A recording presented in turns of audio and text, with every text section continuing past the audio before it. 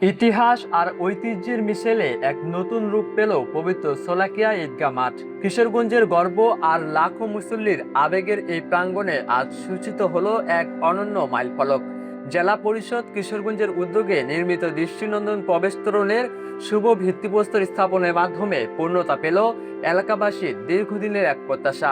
এলজিডিতে আমাদের মাননীয় মন্ত্রী ডিউ লেটার দিয়েছেন। এলজিডি ইঞ্জিনিয়ার আমাকে আজকে বলেছেন যে এইটা কিভাবে ড্রেনেজ সিস্টেমটা করা যায় সেটা নিয়ে আমরা একটা আলোচনা করব খুব তাড়াতাড়ি। আজ এক উৎসবমুখর পরিবেশে ঐতিহ্যের এই পুনর্নির্মাণ কাজের শুভ উদ্বোধন করেছেন জেলা পরিষদ কিশোরগঞ্জের প্রশাসক জনাব খালেদ সাইফুল্লাহ সোহেল খান।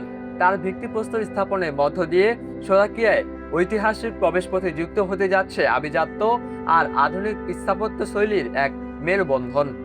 বিকেল ৩ ঘটিকায় আয়োজিত এই মহতী অনুষ্ঠানের প্রধান অতিথি হিসেবে উপস্থিত ছিলেন কিশোরগঞ্জ ১ আসনের মাননীয় সংসদ সদস্য জনাব মোহাম্মদ মাজহারুল ইসলাম।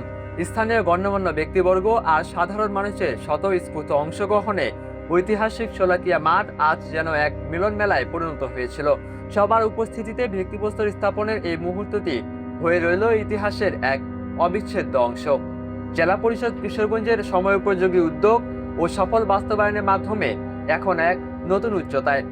মাহমুদ বিন মারুফ, নিউজ ডেস্ক, ডেইলি সকালবেলা।